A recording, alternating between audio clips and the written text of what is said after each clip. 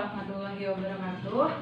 Perkenalkan, nama saya Dela Rizky Pratami dengan NPM 2018-015-0030. Saya dari kelas Y6 ABK Ekstensi.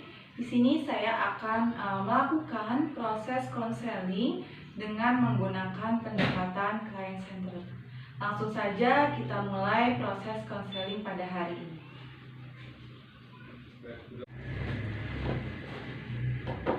Assalamualaikum Bu. Waalaikumsalam. Silakan masuk, Nak. Baik Bu, terima Terima kasih. kasih. Iya, sama-sama. Kamu anak 12 marketing 1 ya? Iya Bu, saya Anti dari 12 Marketing 1. Oh, Anti. Sebelumnya sudah pernah ke ruangan BK? Belum Bu, ini baru pertama kali saya masuk ruangan BK. Oh, kesan pertama Anti masuk ruangan BK kayak gimana? Awalnya saya deg-degan Bu, karena baru pertama kali saya masuk ruangan BK. Tapi tempatnya adem, jauh dari keramaian juga. Gitu. Iya, jangan takut ya, Ti. Soalnya sudah banyak juga teman Anti yang masuk atau yang datang ke sini. Nah, apakah Anti sudah pernah melakukan konseling sebelumnya? Belum Bu, ini baru pertama kali. Baru pertama kali. Jadi Ibu jelasin dulu ya konseling itu apa. Jadi konseling di sini adalah proses pemberian bantuan yang dilakukan oleh seorang ahli konselor atau ibu dalam membantu permasalahan kliennya atau Anti. Bagaimana, Anti sudah paham? Sudah Bu. Jadi Anti bisa langsung saja menceritakan masalahnya. Saya mau saja langsung menceritakan Bu, tapi saya takut nanti masalah saya terbongkar. Oh, tenang aja Anti. Jadi di dalam konseling ini sudah terdapat kode etik kerahasiaan yang dimana permasalahan ini hanya Ibu dan Anti saja yang tahu. Jadinya aman, untuk orang lain pun tidak akan tahu permasalahan Anti. Oh begitu ya Bu. Iya, jadi Anti langsung saja mulai menceritakan permasalahan Anti ya. Saya sedih Bu, akhir-akhir ini saya merasa saya dimarahi oleh guru-guru. Sering dimarahi, memangnya awalnya kenapa, Ti?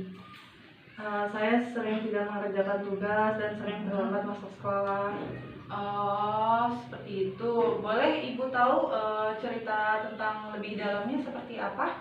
Saya merasa bosan belajar Bu. Mulai dari jam 7 pagi saya harus ke sekolah.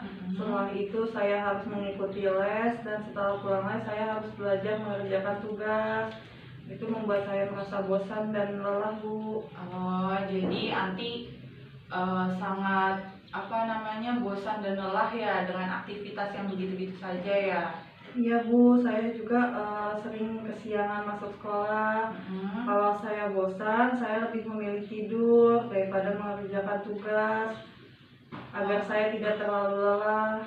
Oh, jadi saat Anti tidur lebih awal, apa Anti menggantikannya dengan bangun tengah malam atau bangun subuh untuk mengerjakan tugasnya? Tidak Bu, saya bangun seperti biasanya. Oh, jadi meskipun Anti tidur lebih awal itu tidak menggantikan tugasnya dengan bangun tengah malam ya? Iya Bu, saya tahu bahwa yang saya lakukan ini salah, tapi itu membuat saya merasa nyaman Bu. Anti juga kelas 3 ya, yang dikit lagi menghadapi ujian ya? Iya Bu, saya juga bingung harus bagaimana. Saya takut gagal di saat ujian nanti Bu. Oh iya, jadi Anti tuh harus giat belajar untuk menghadapi ujian, tapi Anti juga merasa nyaman tidur lebih awal dan tidak mengerjakan tugas ya.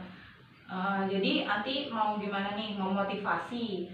Mau butuh motivasi? Iya Bu, saya butuh motivasi agar saya bisa giat belajar dan rajin belajar Bu. Oh iya, jadi Ibu paham dengan apa yang Anti alami sekarang. Pada dasarnya kita semua itu emang mudah bosan, Ti. Apalagi ketika menjalani aktivitas yang begitu-begitu saja. Nah, apalagi di umur Anti yang sekarang ini, yang suka mencoba hal-hal baru dan yang menyenangkan. Orang-orang biasanya waktu weekend itu untuk berlibur, kemudian jalan-jalan dengan temannya, atau menghilangkan rasa penat dengan mendengarkan musik seperti itu. Iya juga sih Bu, saya juga kalau misalkan lagi bosan, saya suka mendengarkan musik sering jalan-jalan di saat weekend 2 kali sebulan, dan sering nonton juga di bioskop. Nah, itu motivasi Anti udah sangat bagus ya. Jadi Anti bisa pada saat merasa bosan, Anti bisa mengatur ulang jadwalnya dengan baik. Terusnya jalan-jalan sama teman minimal 2 kali sebulan. Kemudian di saat Anti mulai penat, Anti bisa sambil mendengarkan musik seperti itu. Tentu saja Bu, saya pengen meraih prestasi saya seperti dahulu lagi. Ibu yakin Anti bisa, Anti anak murid yang berprestasi, dan ini hanya terkendala pada saat Anti sudah merasa bosan dan jenuh saja dalam kegiatan yang hanya itu-itu saja. Baik Bu, saya senang sekali jika ini benar-benar bisa saya laksanakan dengan baik.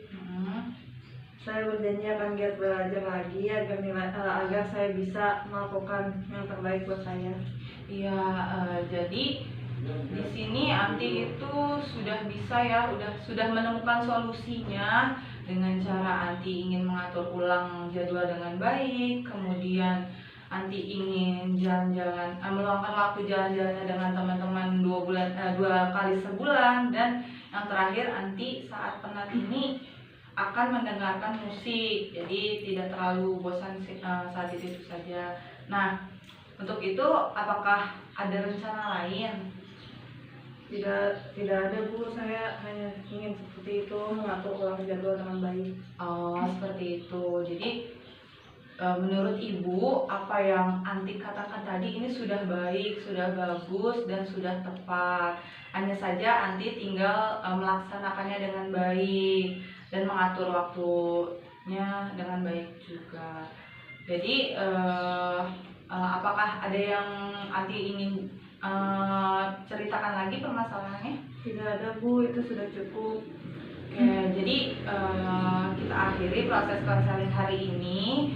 Nah, Ibu akan memberi kesimpulan. Jadi awal pertama masuk itu Anti menceritakan bahwa Anti sering dimarahi oleh guru karena tidak pernah mengerjakan tugas dan sering terlambat masuk sekolah, ya kan?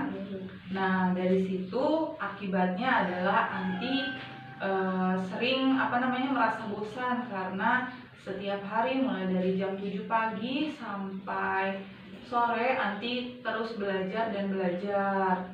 Jadi Anti mulai merasa jenuh untuk mengerjakan tugas sekolah dan bangun juga kesiangan karena terlalu nyaman. Dan dari masalah ini Anti sudah menemukan solusinya, yaitu dengan mengatur ulang jadwalnya dengan baik, kemudian meluangkan waktunya untuk jalan-jalan dengan teman 2 kali sebulan, dan yang terakhir pada saat Anti merasa penat, Anti mendengarkan musik. Seperti itu, betul Anti? Betul Bu.